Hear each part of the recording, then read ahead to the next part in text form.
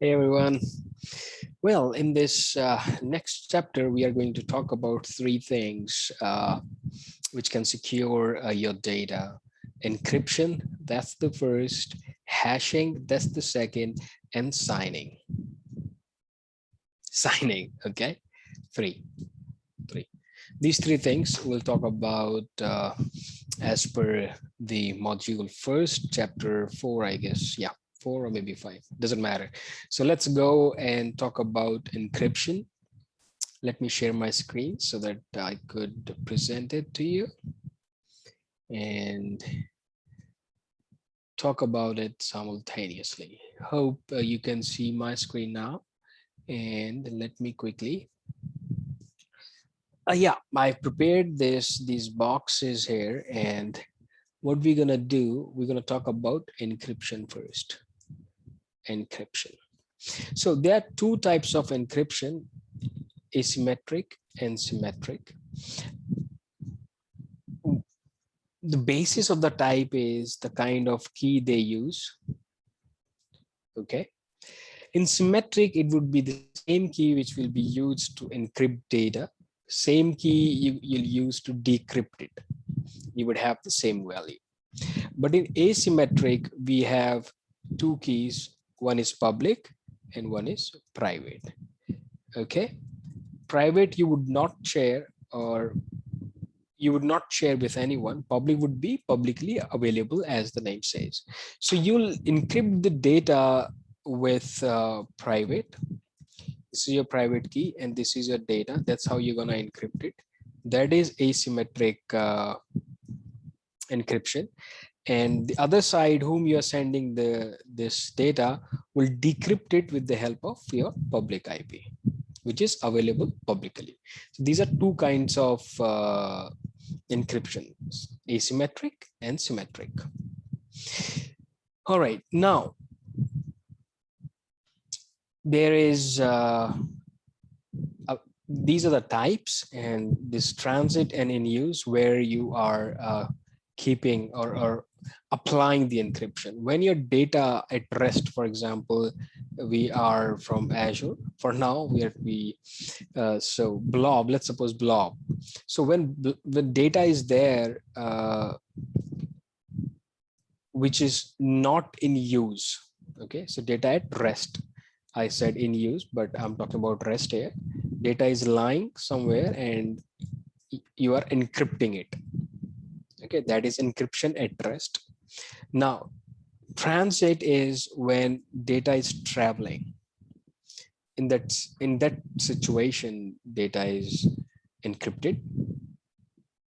And when data is in use, in that situation, we call it encryption in use. So there are three encryptions: transit, rest, and in use.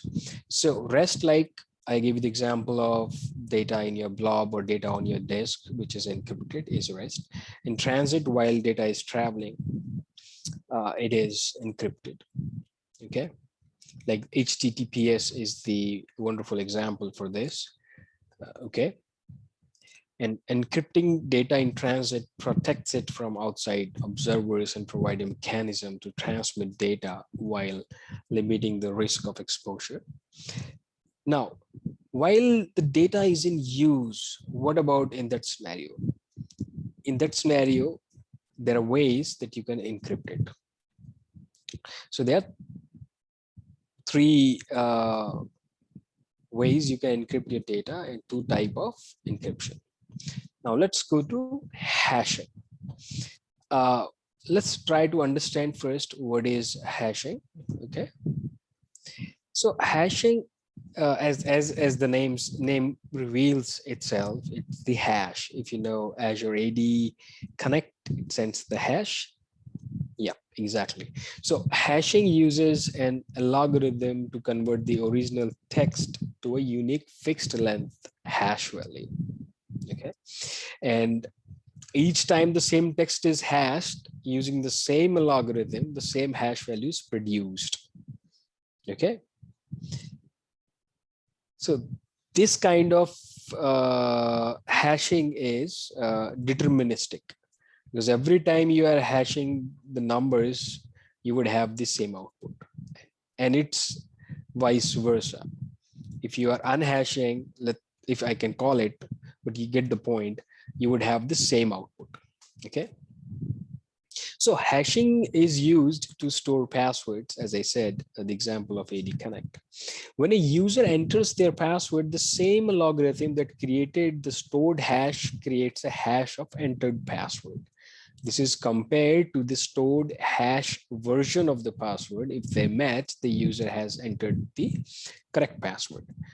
This is more secure than storing a plain text password, but hashing a logarithm are also known to hackers because hash functions are deterministic. The same input produces the same output. So once hackers got to know it, they can, decode your passwords.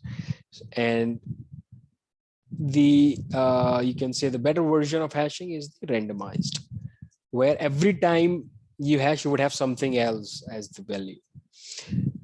You can also see these kind of values randomized and deterministic in Azure SQL as well. All right, let's go to signing. Well, signing is very interesting. This pen of mine, oh come on, man, where is my pen? Dun, dun, dun, dun, dun. Okay, yes, signing. Now, signing is like using a digital signature, verifies that a message has been sent by the sender. The content haven't tampered with. That's how we're going to use the signing. Simply means when somebody is sending the data, there is a digital sign, and you can figure it out with the help of sign whether data is, the integrity of the data is maintained or not.